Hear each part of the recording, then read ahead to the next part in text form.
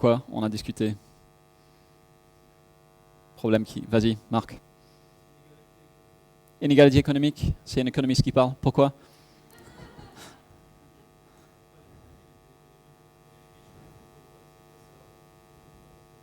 Ouais.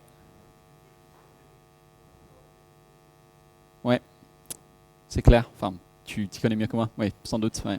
Ouais, ouais. Ouais. D'autres éléments, d'autres réflexions? Vas-y. Réchauffement climatique. Ok.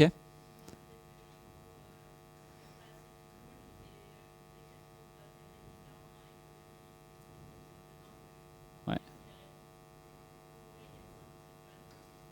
Ouais.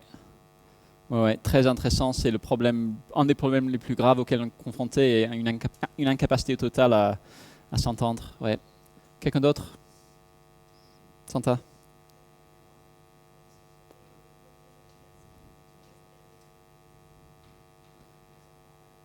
Ouais. Tu veux dire la mort pour des conditions naturelles, dans des raisons, ouais, d'enfants, ouais. Ok. Une dernière personne peut-être? De quoi vous avez discuté?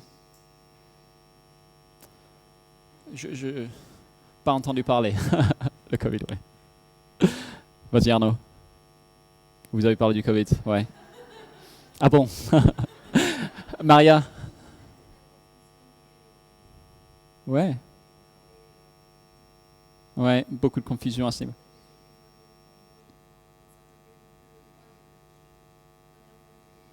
Hmm. Et ça, c'est le problème qui vous a laissé ou qui t'a laissé le plus pessimiste ou... Ouais, ça en fait partie. Ouais. C'est dans le top 3. Ouais. Il y a de quoi dire, hein. Il y a de la matière. On pourrait passer toute l'après-midi à nous enfoncer dans la déprime comme ça. On ne va pas le faire. On va revenir sur ces problèmes. Le titre qu'on avait annoncé pour cet après-midi, c'était Comment sauver le monde? En un sens, si vous avez été là pour les fois précédentes, c'est notre question depuis le début de cette séquence des dimanches de la forme qu'on a appelé Dieu, le monde et moi. On a suivi la grande histoire de la Bible, le grand récit, pour voir vraiment la grande intrigue, le plan large. Aujourd'hui, on a le dénouement. Et la question comment sauver le monde a été centrale depuis le début. Petit récap sur les épisodes précédents, puisque ça remonte maintenant à novembre. On a vu que Dieu a créé un monde merveilleux. Au cœur de ce monde merveilleux, Adam et Ève étaient bénis par Dieu, appelés à une relation avec lui et avec la vocation de remplir la terre de sa gloire. Mais ce monde merveilleux a été ruiné à cause du péché, d'où la question, comment sauver le monde? Un début de solution est annoncé à Abraham, à qui Dieu a promis un grand peuple, un pays où habiter, une relation privilégiée avec Dieu, et qu'un jour tous les peuples seraient bénis à travers lui. L'espoir n'est pas perdu.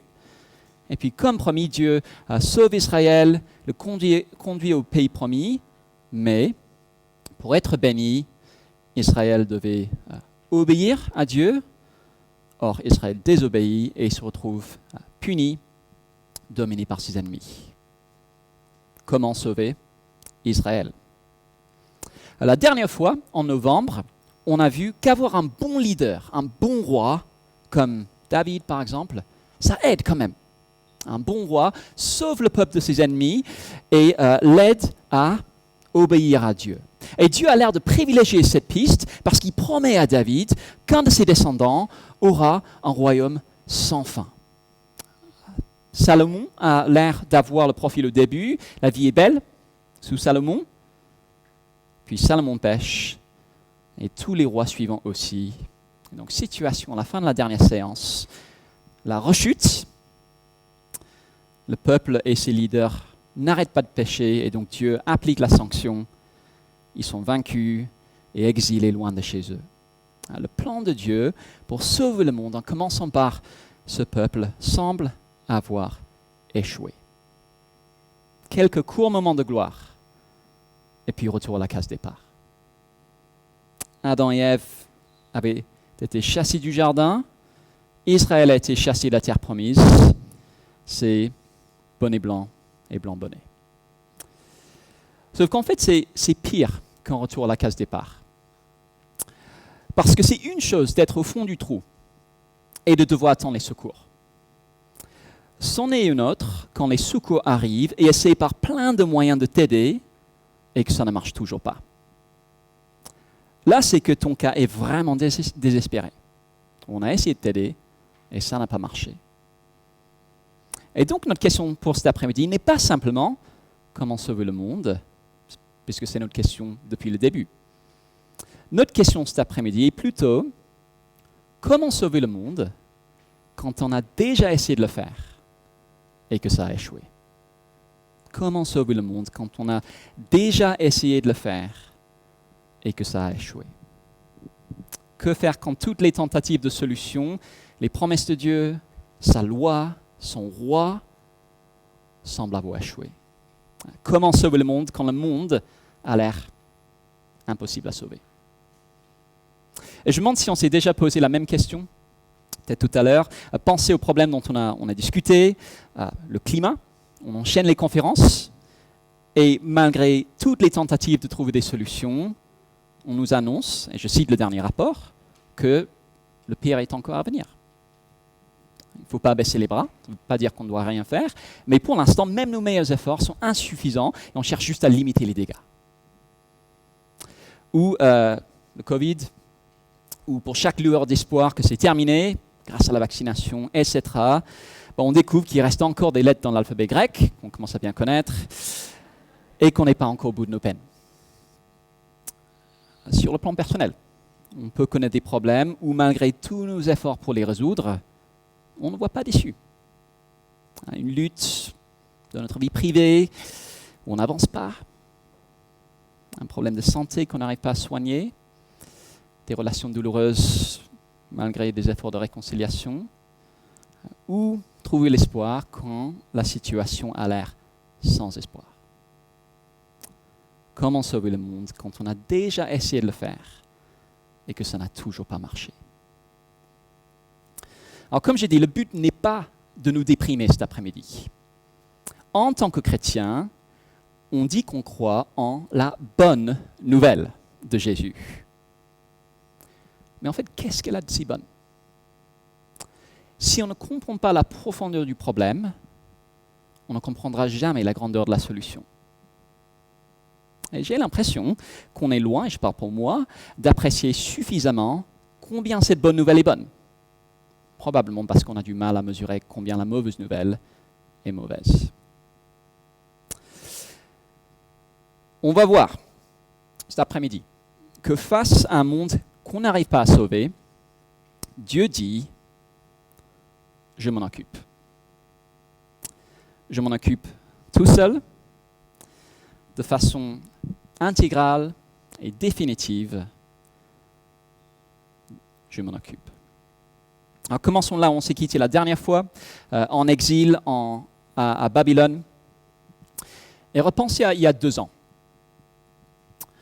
Au début du premier confinement, le Premier ministre nous avait invités à faire du confinement un temps de réflexion sur nos vies. Je ne sais pas si vous vous souvenez de ça. Édouard Philippe qui avait dit qu'il fallait profiter de ce moment pour réfléchir sur nos vies, sur nos valeurs et de prendre du recul sur notre monde. Et c'est un peu ce qui se passe au moment de l'exil. La vie normale s'arrête. Le peuple de Dieu est vaincu, la ville de Jérusalem est détruite, le temple est brûlé, le peuple est déporté. Ça a l'air fini pour Israël. Et c'est l'occasion d'une grande remise en question. Pourquoi cet échec ? On va faire comme les autres fois. À chaque fois qu'il y aura une lecture, on fera le tour des tables. Et pour chaque table, si une personne pouvait se porter volontaire, ce serait super. Le psaume 90, si quelqu'un de cette table-là était d'accord pour lire le psaume 90, on peut tous le chercher. C'est un psaume écrit par Moïse, donc longtemps avant l'exil, mais placé à un endroit dans les psaumes qui méditent sur l'exil. Psaume 90, et on va lire les versets 1 à 12. Merci beaucoup. C'est un psaume qui parle de 2 constantes dans la réalité humaine. Vous avez remarqué ça? 2 constantes dans la réalité humaine. La mort et le péché. Regardez encore le verset 10. La durée de notre vie s'élève à 70 ans, pour les plus robustes à 80 ans, mais l'orgueil qu'ils en tirent n'est que peine et misère, car le temps passe vite et nous nous envolons. Nous sommes poussière. Voilà le constat. Nous sommes poussière. C'est une constante depuis la rébellion d'Adam et Ève. Dieu dit, verset 3 de ce psaume, « Tu fais retourner les hommes à la poussière et tu leur dis, fils d'Adam, retournez à la terre. » Première grande constante, la mort. Et malgré tout ce qui s'est passé, entre la chute et l'exil à Babylone, les promesses, la loi, les rois, tout ça, ça n'a pas changé.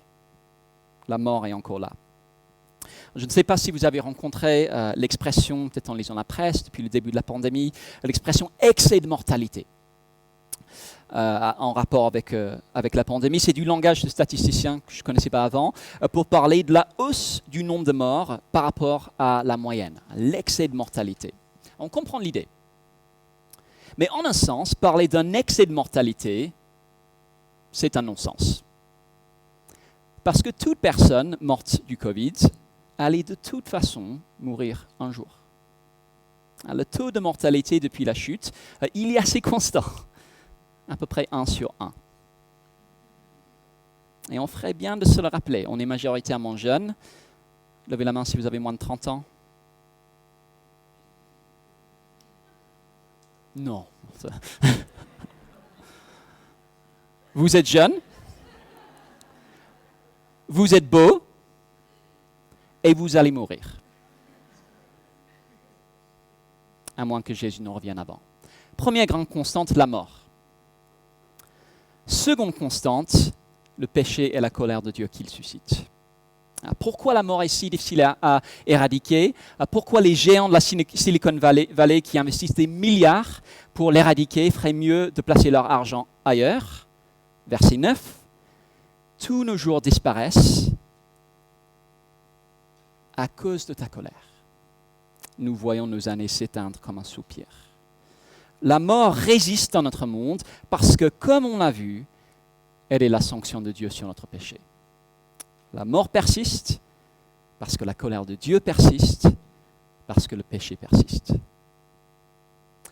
Et à ce stade dans la Bible, ce n'est pas comme si on n'a pas déjà essayé de régler le problème. On a tenté beaucoup de réponses. La loi de Moïse avec toutes ces règles qui enseignaient comment vivre, qui promettaient des récompenses si on y arrivait, des rois pour montrer l'exemple, le système de sacrifice pour effacer certaines fautes. On ne peut pas dire que Dieu n'a pas proposé des solutions pour aider avec le problème du péché. Et pourtant, il y est resté la grande constante, et donc la mort aussi. Fondamentalement, rien n'a changé depuis la chute de Genèse 3 et ce stade de l'exil. Alors que faire?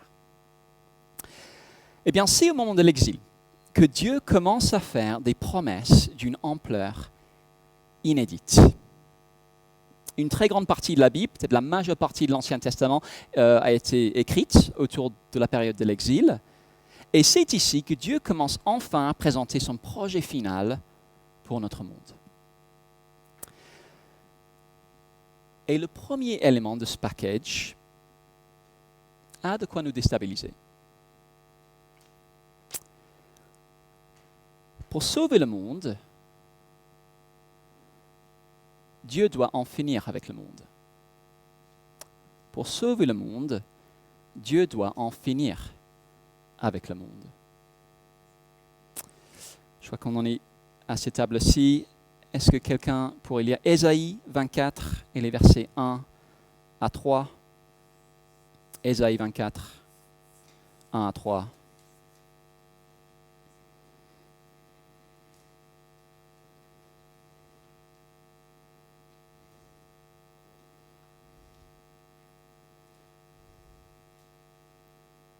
Vas-y, Santa.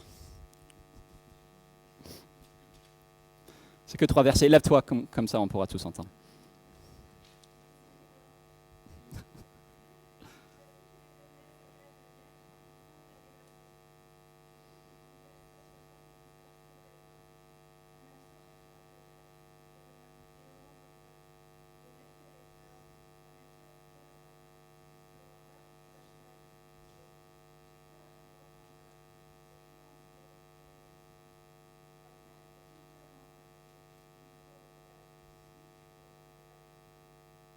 Merci beaucoup. Je ne sais pas si, comme moi, vous avez du mal à jeter des choses à la poubelle. J'ai beaucoup de mal. Je viens tout juste de me séparer d'un bureau qui était tellement branlant qu'on avait quasiment le mal de mer en essayant de travailler dessus. Ouh, c'est parti partout. Ça peut être très difficile de jeter des choses. J'ai du mal. Mais parfois, on se rend compte que quelque chose est tellement inadapté qu'on n'a pas le choix que de le remplacer. C'est le constat de Dieu sur notre monde dans le livre d'Ésaïe. Pour sauver le monde, Dieu doit en finir avec le monde. Et voici pourquoi. Dans ce monde, marqué par la mort et le péché, le répit et la délivrance ne peuvent jamais être plus que temporaires. Dans le monde tel qu'il est, la délivrance est toujours seulement temporaire. On le sait, on prend sur nous pendant des mois à cause de la pandémie, on pense qu'on est enfin tiré d'affaire, et puis, boum, nouveau variant. Délivrance temporaire. On passe des mois à chercher un travail, on trouve, on est content, puis, boum, il est pénible. Délivrance temporaire. Et même constat dans Ésaïe au moment de l'exil, toujours le même schéma. Israël pêche, Israël est puni, Dieu sauve Israël, Israël a un peu de répit, et puis, rebelote, le cycle recommence. Et même quand on a la chance d'être épargné du pire, l'ombre de la mort plane toujours sur nous. Dans ce monde, la délivrance n'est toujours que temporaire. Réponse de Dieu, poubelle. Il faut mettre notre monde à la poubelle.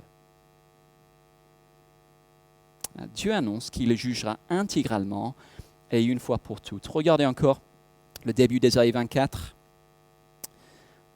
Verset 2, ça concernera toute personne.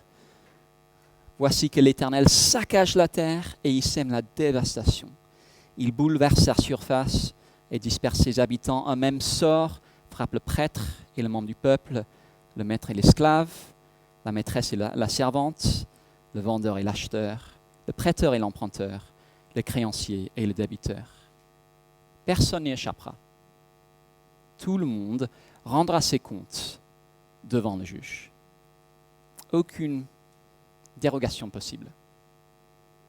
Votre patron, vos collègues, vos voisins, nous tous, tout le monde rencontrera le juge. Ailleurs, la Bible dit qu'il est réservé aux êtres humains de mourir une seule fois, après quoi vient le jugement. Toute personne est concernée et toute la planète est concernée, voire tout l'univers. Verset 3, la terre est entièrement saccagée. Et puis un peu plus loin, verset 18, les écluses d'en haut sont ouvertes et les fondations de la terre sont ébranlées. La terre est déchirée, la terre se brise, la terre tremble, elle s'écroule et ne se relève plus. Cette création, polluée par le péché, marquée par la mort, où le répit n'est toujours que temporaire, aura une fin cataclysmique. Le rideau tombera et l'univers tel qu'il est ne sera plus. Et c'est pourquoi, même si c'est important de se soucier de l'environnement, on ne sait pas combien de temps on doit encore vivre ici, on ne doit pas oublier que Dieu a déjà posé sur notre monde une étiquette. Poubelle. Cette création branlante et souffrante doit être remplacée. Parfois, on se demande pourquoi Dieu n'intervient pas pour arrêter la souffrance et mettre fin au mal. Qui ne s'est pas déjà posé cette question? Et il va le faire. Voici comment il va le faire. Pour sauver le monde de ces pandémies, de sa pollution, de ses problèmes petits et grands, Dieu va en finir avec le monde. En tout cas, sous sa forme présente. C'est radical, mais des problèmes radicaux demandent des solutions radicales. Et Dieu fera donc table rase. Et peut-être que ça nous paraît sombre, On a dit au début que les chrétiens croient en une bonne nouvelle. Où est la bonne nouvelle là-dedans? Dieu va mettre fin à ce monde. Où est la bonne nouvelle dans tout ça? Mais c'est aussi au moment de l'exil, quand on est au plus bas, que Dieu fait aussi les promesses les plus glorieuses de toute la Bible. Et si on veut comprendre pourquoi la bonne nouvelle de Jésus, pourquoi la bonne nouvelle chrétienne est si bonne, ce sont ces promesses-là qu'on doit comprendre. C'est à vous de travailler maintenant. Vous avez normalement un premier encadré, on en est à la page, je ne sais pas parce qu'elles ne sont pas numérotées, mais on est à la deuxième page et vous avez un encadré dans lequel il y a écrit « Que promet Dieu ?» Et on va prendre 5 minutes. Dans les groupes, ce sont tous des textes tirés des prophètes et donc écrits au moment de l'exil. Peut-être le plus intelligent, c'est de répartir les textes dans vos groupes. Chacun en prend un. Et puis, question simple, que promet Dieu dans ces textes? Et puis, si vous êtes vraiment ultra motivé, vous pourrez tenter un résumé de l'ensemble, de tout, à la fin. Et ensuite, on fera une remise en commun. Donc 5 minutes pour cela, le premier encadré. C'est parti.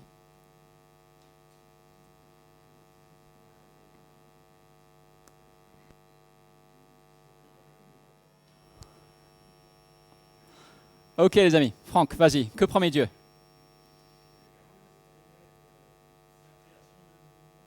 Un nouveau monde, une nouvelle création, où il y aura la joie et l'allégresse. Super, merci beaucoup. D'autres choses? Dieu va habiter parmi son peuple. Exactement. Ce sera sans fin, ce sera permanent. Il y aura une banquette. Il va détruire la mort. Il n'y aura plus de mal.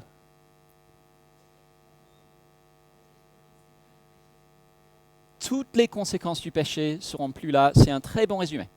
Un très bon résumé. Toutes les conséquences du péché, Dieu promet que toutes les conséquences de la chute, toutes les conséquences du péché seront intégralement supprimées et ce qu'il promet sera encore meilleur que dans le jardin d'Éden. Voyons ça ensemble. Au moment, on avait commencé avec 4 catégories et pour un petit peu comprendre comment les choses se passent dans la Bible, la vie, le lieu, la bénédiction, la relation, on avait vu que au moment de la chute, tout est gâché. Là où il devait y avoir la vie, tu mourras certainement.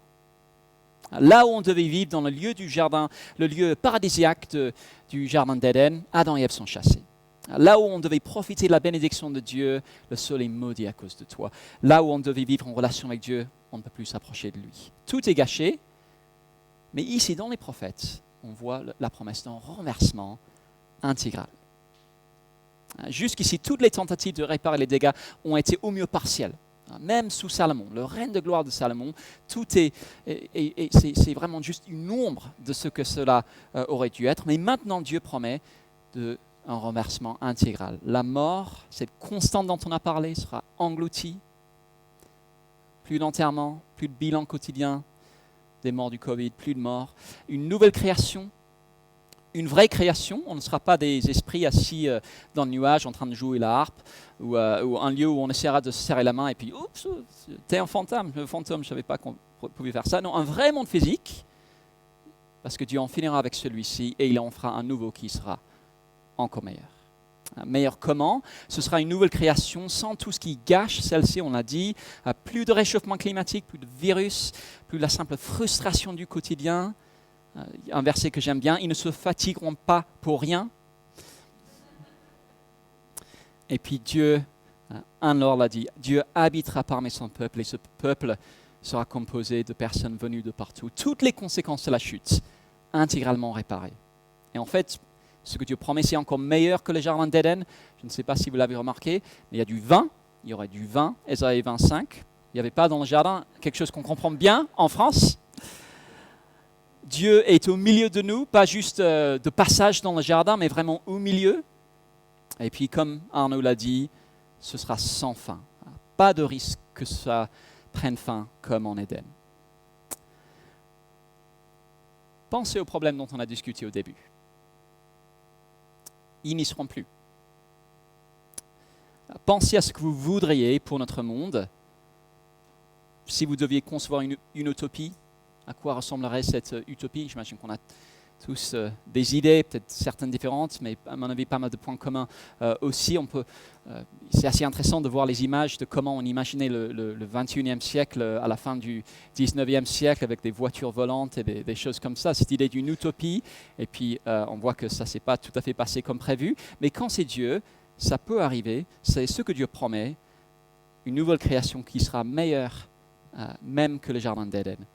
Et c'est le monde qu'on veut tous. Mais du coup, la question que ça soulève, c'est comment? Comment ce sera possible? Comment ce sera possible de vivre dans cette nouvelle création que Dieu promet?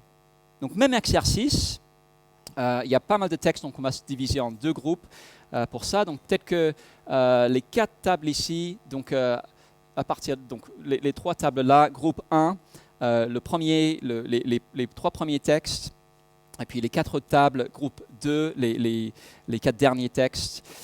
Même question, que promet Dieu, et en particulier, comment va-t-il accomplir son plan de sauvetage? 5 ou 6 minutes pour ça, c'est parti.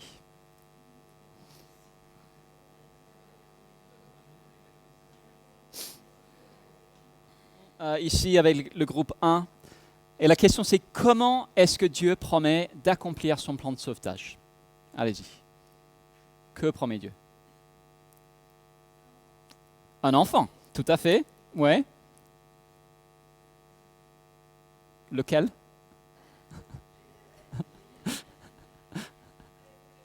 Ça marche, ok.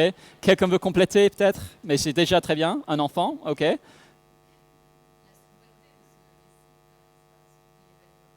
Ouais, un enfant qui régnera, oui, tout à fait. Qui sera Dieu lui-même, ouais. Ésaïe 9. D'autres éléments, peut-être? Qu'est-ce qu'il va faire? Il va rassembler le peuple, oui, tout à fait. Tout à fait. Super, donc la dernière fois, notre question c'est comment est-ce que Dieu va accomplir son plan de sauvetage? Et la dernière fois, si vous étiez là, pour résumer, on avait vu que bon roi égale bonne nouvelle. Bon roi égale bonne nouvelle. Un bon roi pourra peut-être faire pour nous ce que nous n'arrivons pas à faire tout seuls. Dieu avait promis un royaume éternel à un descendant de David. Là où toute l'humanité n'avait pas réussi à obéir, là où Israël n'avait pas été obéissant, un roi, ça a l'air d'être une bonne idée. Et donc Dieu promet à David un descendant qui aura un royaume éternel. Aucun des rois qui avaient suivi David n'était à la hauteur. Ici, on voit dans ces textes d'Ésaïe et d'Ézéchiel que la promesse de Dieu d'un roi est toujours d'actualité. Avec un nouvel élément assez important, vous l'avez dit, ce roi sera Dieu. Ce roi sera Dieu lui-même. C'est le texte de Noël qu'on aime bien. On l'appellera merveilleux conseiller, Dieu puissant, Père éternel, Prince de la paix. Un roi divin viendra, tel un berger, qui cherchera le peuple et le conduira jusqu'au vert pâturage de la nouvelle création. Ok, merci groupe 1. Groupe 2, que promet Dieu? Comment Dieu va-t-il accomplir son plan de sauvetage?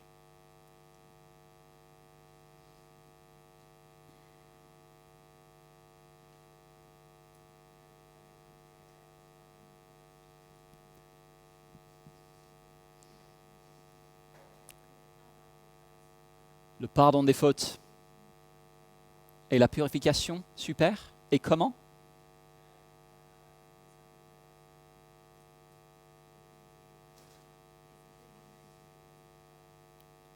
Un serviteur qui va souffrir, qui va mourir, et c'est Dieu qui va le faire. Ok, super. D'autres éléments?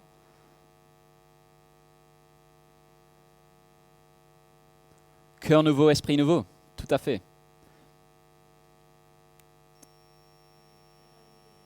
Nouvelle alliance. Et qu'est-ce qu'elle aura de particulier, cette nouvelle alliance? Gravée dans les cœurs, les péchés seront pardonnés. Encore l'un ou l'autre élément à rajouter?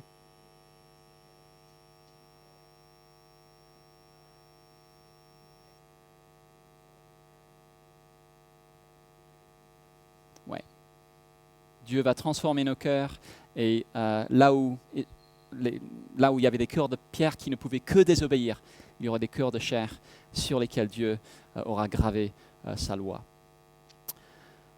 Si on devait résumer, c'est que Dieu va enfin traiter la racine de tous les problèmes. Dieu va régler définitivement le problème du péché. Je ne sais pas si vous avez entendu parler d'un auteur du nom de G.K. Chesterton, qui a vécu il y a un siècle, et vers les années 1900, un journal a demandé à plusieurs auteurs de répondre à la question dans leur journal: qu'est-ce qui ne va pas dans le monde aujourd'hui? Qu'est-ce qui ne va pas dans le monde aujourd'hui? Et la réponse inoubliable de Chesterton: monsieur, moi, cordialement. Et c'est ce qu'on a vu depuis le début. Le problème à la racine de tous les autres, l'autre grande constante, c'est le péché et l'indignation de Dieu qu'il suscite.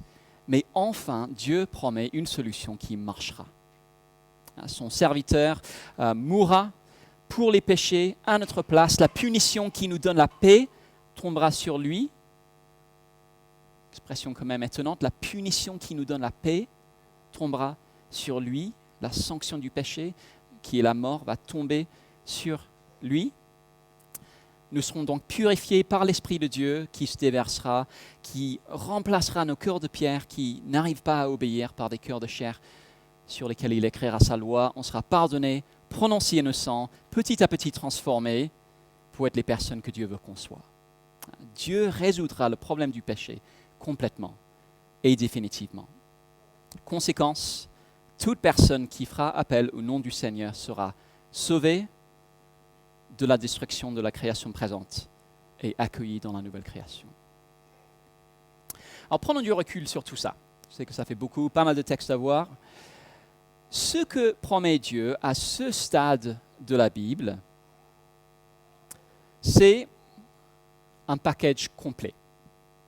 Vous connaissez l'idée, c'est comme le package complet que vous prenez pour vos vacances avec le Club Med, ou les vacances que vous aimeriez pouvoir prendre avec le Club Med. Le package tout compris, tous les repas inclus, la piscine, le tennis, le massage, le spa, l'esthéticien, sauf quand c'est moi parce que c'est déjà fichu d'avance.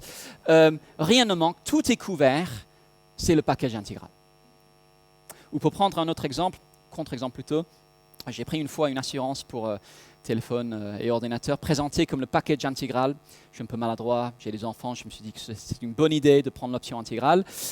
Ce qui voulait dire apparemment qu'on était intégralement arnaqué à la fin.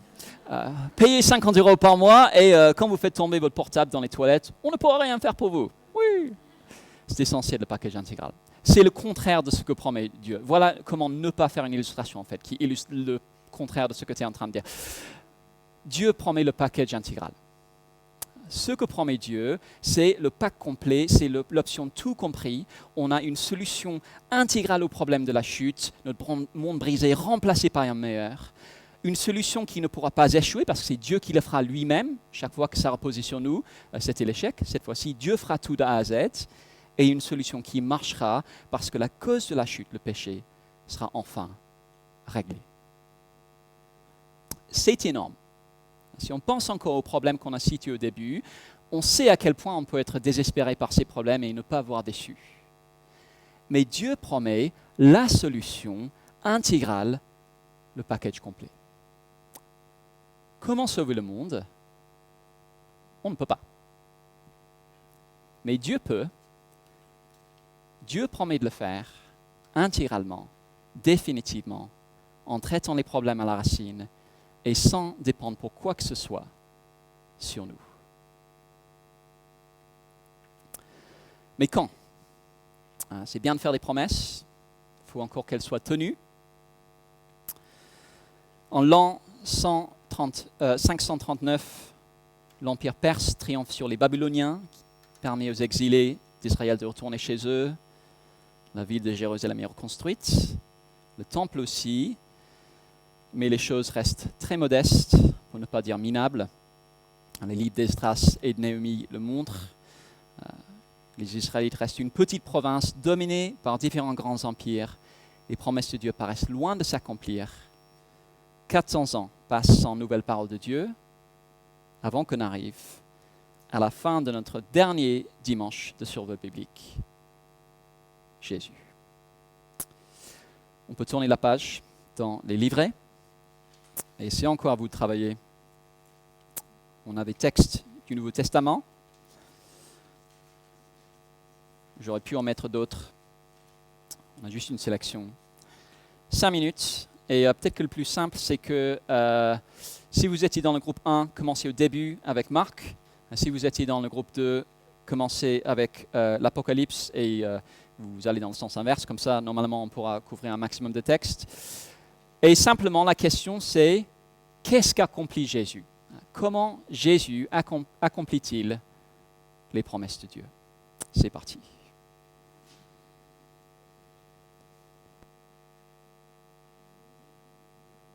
Après tous ces mois, mais qu'est-ce qu'accomplit Jésus? Allez-y.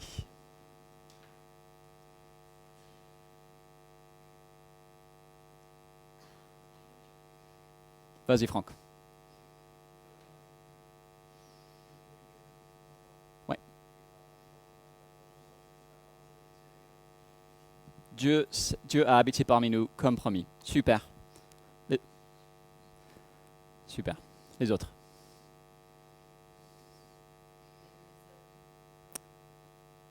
Comme le bon berger donne sa vie pour ses brebis, exactement. Comme annoncé par Ésaïe.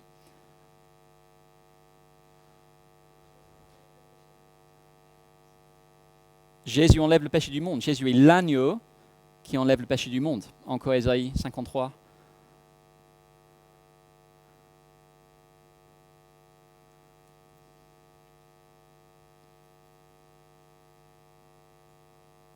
Ouais.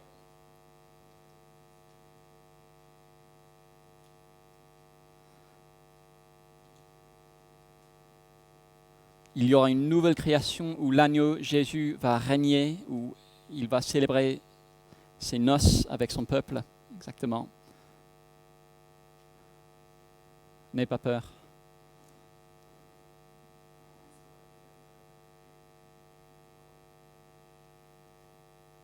Apocalypse encore. Comme promis, Dieu sera avec eux. Plus de mort, plus de tout ce qui gâche le monde. Franck. Dieu envoie son esprit.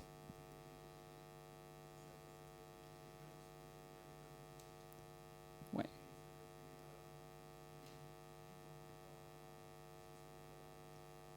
Ouais. Cette promesse dans les prophètes que l'esprit serait déversé et qu'à ce moment-là, toute personne qui fait appel au nom du Seigneur sera sauvée. Jour de la Pentecôte, Actes chapitre 2, c'est ce qui arrive. Ouais. C'est une dernière personne. On n'est plus condamné. Il n'y a plus aucune condamnation pour ceux qui sont en Christ Jésus. Ouais. Le problème du péché a été réglé. Alors si on devait schématiser les choses, ce qu'accomplit Jésus, si ça me permet, c'est ça. Jésus, par sa croix, est celui qui permet de combler l'écart entre la ligne verte qui représente notre réalité et la ligne ligne bleue pointillée qui représente les promesses. Jésus est celui qui comble l'écart entre la réalité et ce que Dieu promet. Jésus permet par sa crucifixion, sa résurrection en particulier, que l'écart entre ces deux choses soit enfin comblé. Mais c'est très important de comprendre quelles sont les promesses que Jésus a déjà accomplies par sa première venue et quelles sont celles qu'il accomplira seulement lors de sa seconde venue.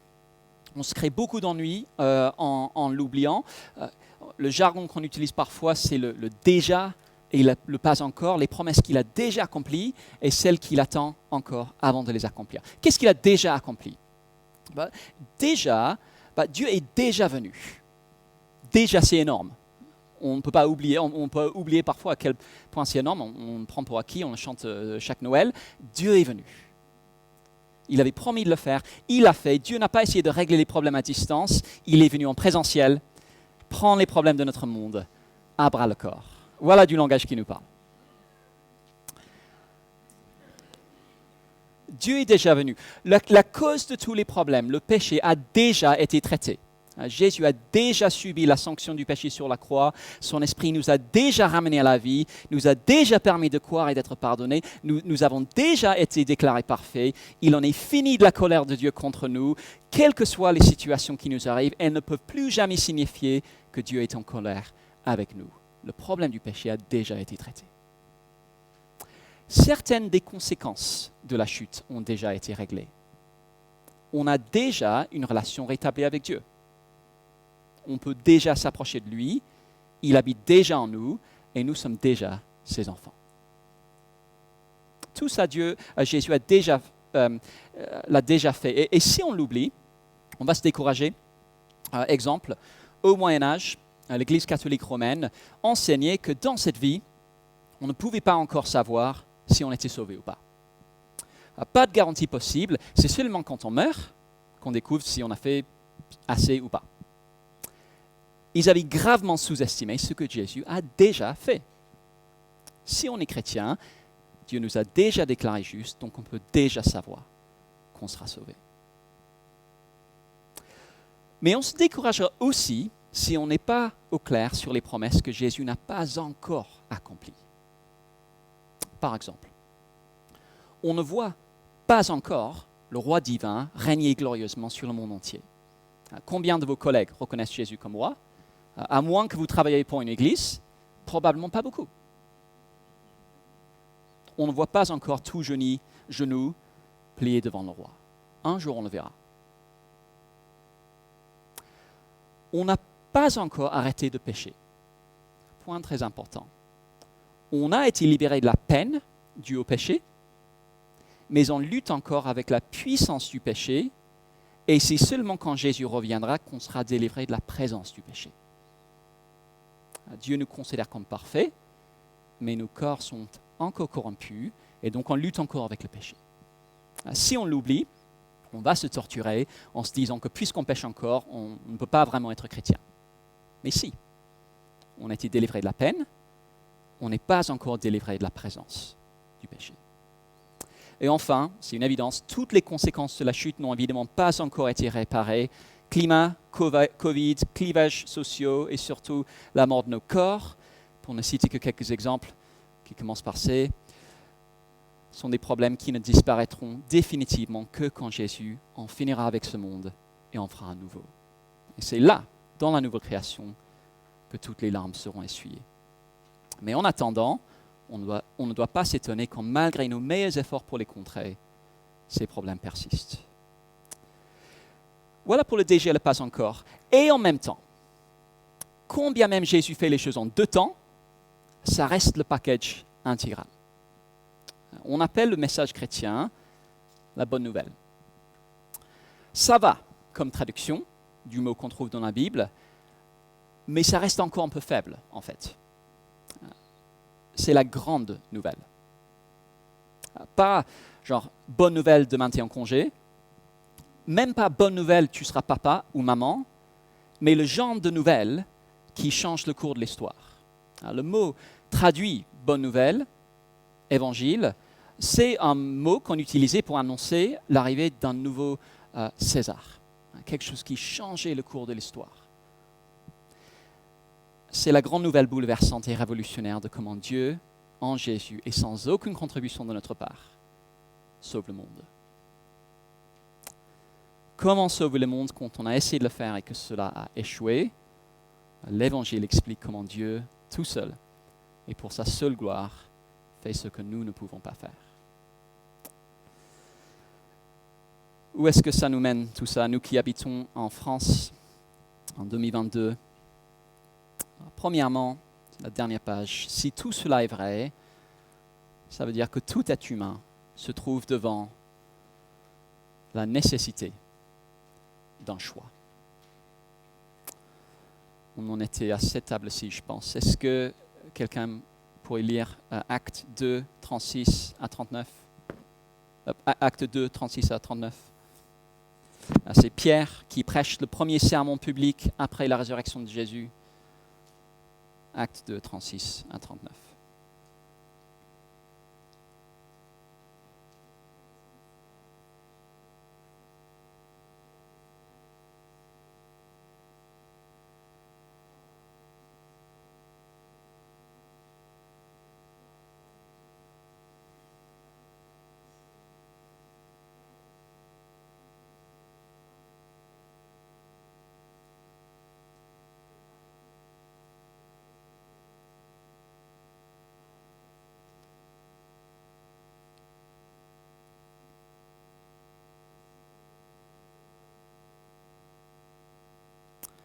Si tout ce qu'on vient de voir est vrai, ça veut dire que toute personne est devant un choix. La vie, en croyant en Jésus, ou la mort sans Jésus. Seulement 2 options. C'est un choix personnel, personne ne peut le prendre pour moi, chacun doit se positionner, c'est personnel. Et c'est un choix public. Pierre parle de baptême, c'est une façon de dire que je dois assumer ce choix devant les autres. Et si je fais ce choix-là, toutes les promesses de Dieu dont on a parlé sont pour moi. On l'a vu, toutes les promesses de Dieu dépendent de Jésus. Si je crois en lui, elles sont pour moi. Sinon, elles ne sont pas pour moi. Et dans un groupe de cette taille, c'est possible que ce soit un choix que certains ont encore besoin de faire, peut-être. Et peut-être que cet après-midi, c'est le moment. Pour les autres, une première marque de la vie avec Jésus, c'est une assurance joyeuse. Cette table-ci, est-ce que quelqu'un pourrait lire Hébreux 10, 19 à 22?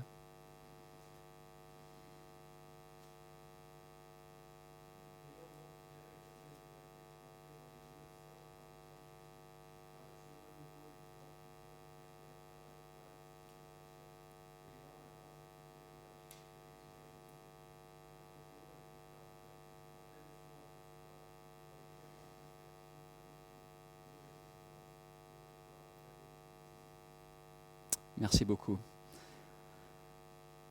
Assurance. Si on lit dans la Second 21, nous avons par le sang de Jésus l'assurance. Je suis chrétien depuis assez longtemps, puisque j'ai maintenant 65 ans, pour savoir qu'une question avec laquelle beaucoup de chrétiens luttent, c'est suis-je vraiment sauvé? Peut-être parce qu'on se sent coupable, peut-être parce qu'on a l'impression que Dieu ne nous traite pas comme des enfants, suis-je vraiment sauvé? Un premier privilège du chrétien, c'est d'avoir la garantie qu'il est sauvé.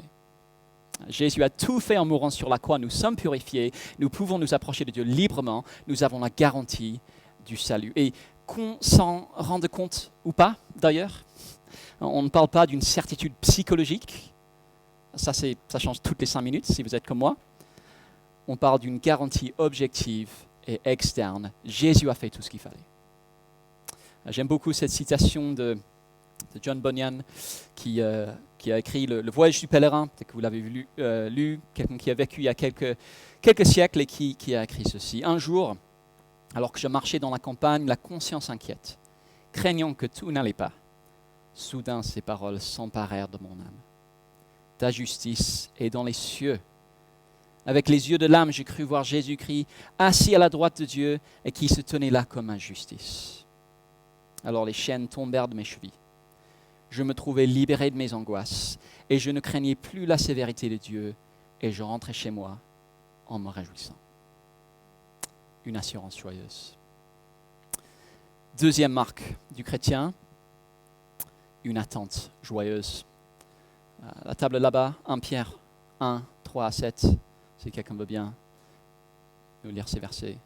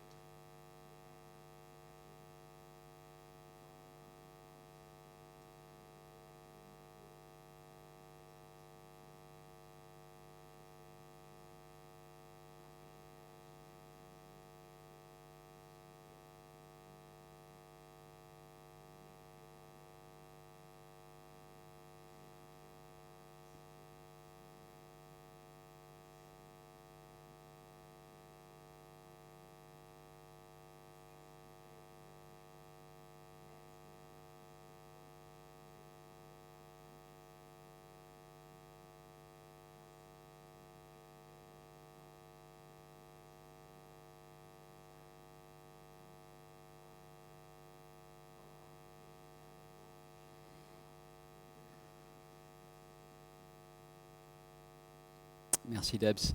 Je ne sais pas si certains ici ont un gros héritage qui les attend. Je pense à au moins une personne que je connais qui a non pas un, mais 2 châteaux dans sa famille. Je vous laisserai deviner qui c'est. Le propre d'un héritage, c'est que c'est quelque chose qui nous est garanti, mais qu'on n'a pas encore. Le propre d'un héritage, c'est quelque chose qui nous est garanti, mais c'est bien ça alors. Il y a 2 châteaux. Ah, il y a juste un. Oh, mais je suis déçu, juste un château. Oh là là. Ok, ça marche. Ah, ok, ça marche. Bon, bah, bof, quoi. Un an, on vous invite tous à son château. Le propre d'un héritage, là, j'ai déconcentré tout le monde, c'est super. Le propre d'un héritage, c'est que c'est quelque chose qui nous est garanti, mais qu'on n'a pas encore. Un chrétien a un héritage dans la nouvelle création qui ne peut ni se détruire, ni se souiller, ni perdre son éclat. On attend simplement d'en prendre possession. On sait non seulement qu'on a le pardon, mais qu'on a aussi une place dans la nouvelle création avec Jésus. Le propre de la vie chrétienne, c'est de pouvoir regarder en arrière à la croix et en avant à la nouvelle création. Et selon Pierre, c'est ce qui fait notre joie, même si maintenant, on est attristé par diverses épreuves. Dans le monde présent, on aura des difficultés, on aura des déceptions et on aura des douleurs. Qu'est-ce qui permet de tenir ? C'est qu'on sait qu'au bout du tunnel, il y a la lumière. Et on devrait y réfléchir beaucoup plus qu'on ne le fait. Pierre le dit, c'est ce qui fait votre joie. On attend la nouvelle création. Et puisqu'elle est garantie et glorieuse, on attend avec joie. Mais on n'attend pas passivement, on n'est pas là juste à tourner les pouces, parce qu'en attendant, on a du travail. Dernière marque, une annonce joyeuse. Cette table-là, Matthieu 28, 18 à 20.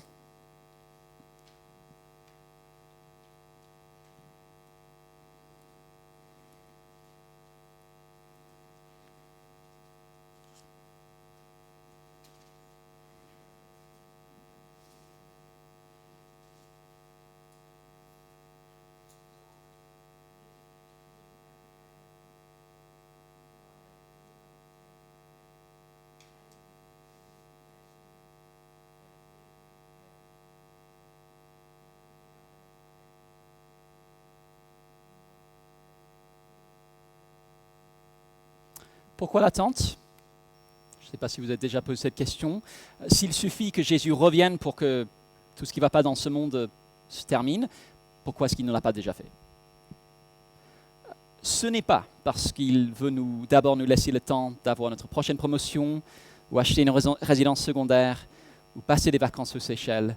Mais si vous y allez, je veux bien vous accompagner. Ce n'est pas pour ça que Jésus a mis son retour en attente. C'est parce qu'il y a du travail à faire avant. Faire des disciples de toutes les nations, préparer des personnes à pouvoir entrer dans sa nouvelle création. Voilà pourquoi nous sommes ici, pour annoncer cette grande nouvelle, pour que des personnes y croient et puis grandissent dedans. On est tous impliqués. Vous n'êtes pas informaticien, infirmier ou instituteur qui se trouve être chrétien. Vous êtes un chrétien qui se trouve être informaticien, infirmier, instituteur, que Dieu a placé là où vous êtes pour faire des disciples. À l'Église Connexion, nous ne sommes pas les spectateurs du travail qui consiste à faire des disciples qui seraient faits par juste quelques-uns. Faire des disciples, aider des personnes à saisir combien la bonne nouvelle est bonne, on est tous là pour ça.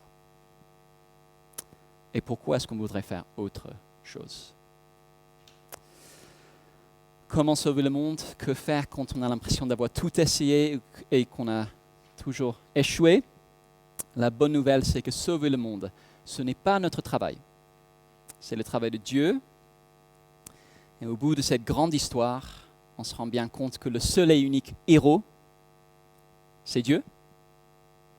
Et l'invitation qui nous est adressée, c'est simplement de venir bénéficier de ce qu'il a fait et puis d'inviter d'autres personnes à faire de même.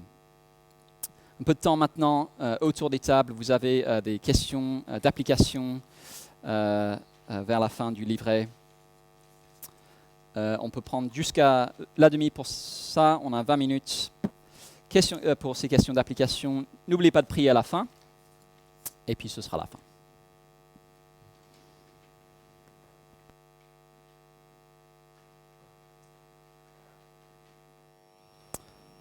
Amen. C'est la fin. Merci d'être venu. Il reste des fraises Tagada si vous en voulez. On se retrouve dans 3 semaines pour faire autre chose, un peu plus pratique. La prochaine séance sera sur comment lire la Bible, comment comprendre un passage de la Bible dans 3 semaines. Notez la date.